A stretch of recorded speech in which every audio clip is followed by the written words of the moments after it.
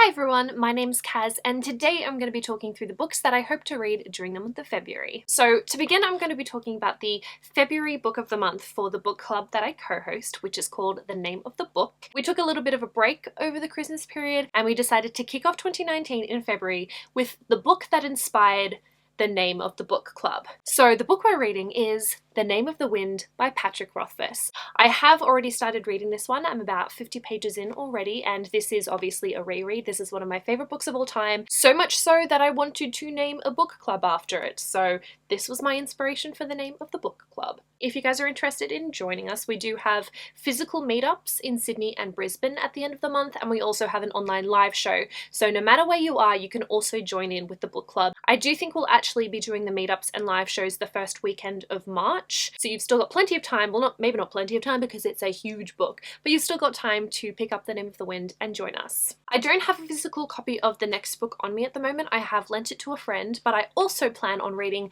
Vardasia by Lynette Noni. So Lynette is doing a tour around Australia for the release of Vardasia, which is coming out on the 18th of February. When she's in Sydney, we're going to be doing a spoilery discussion talk. So she's going to be doing like a book launch and signings and things like that, but she's also doing an event talking literally all of the details about the series, and I'm going to be hosting the event with Lynette Noni. So obviously I do need to read Vardasia before that happens. Because it's the last book in a series, I'm not going to go into what it's about because obviously major spoiler territory, but the beginning of the series, in Akane, we meet Alex Jennings, who literally opens a door to a different world. It's described as like Harry Potter meets X-Men meets Narnia. Next up, I have Truth Witch by Susan Dennett. I'm going to be buddy reading this with Safina and Red, and I'm really excited about it because it's, honestly, I don't know too much about the actual story, but I know it's a fantastical world. There are witches,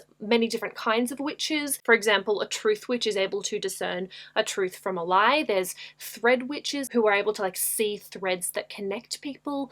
I know it sounds like really, really interesting, and what I do know about this is that there's a really heavy focus on friendship, which I'm really, really excited about. So sounds like it's going to be a good time, and I'm also really looking forward to reading it and discussing it with my friends as I go while buddy reading. The last three books that I'm going to be talking about are all review copies that I'm a little bit overdue in reading and reviewing. So I thought I would make sure I get started on them so I can read them and review them for you guys. First up, Pan Macmillan sent me a copy of The Gilded Wolves by Roshni Chokshi.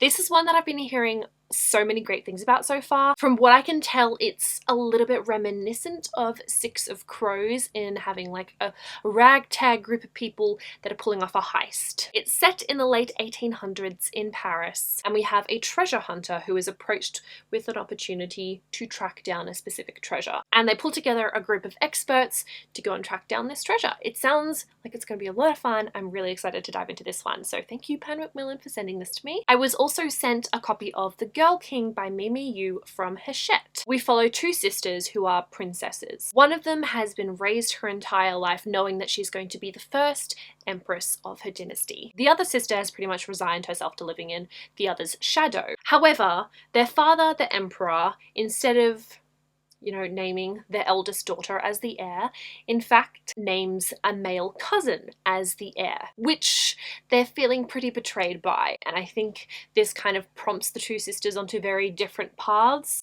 potentially quite destructive paths. One of them obviously wants to claim what is rightfully hers. The other one discovers that she has a hidden deadly magic, which sounds really cool, so I'm excited. And lastly, kindly sent to me by Penguin Random House, we have The Winter of the Witch by Catherine Arden. I finished reading the second book in this series not too long ago, and I've been really enjoying them. I have actually listened to the audiobooks for the first two, and I really liked consuming the stories in that way. As of yet, undecided if I'm going to listen to the audiobook for this or if I'm going to read the physical book.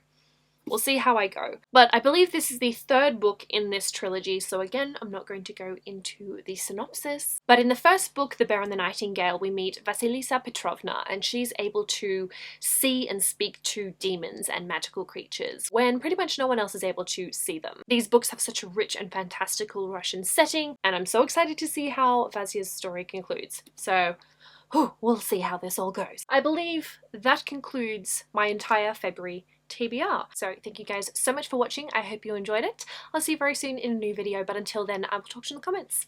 Bye!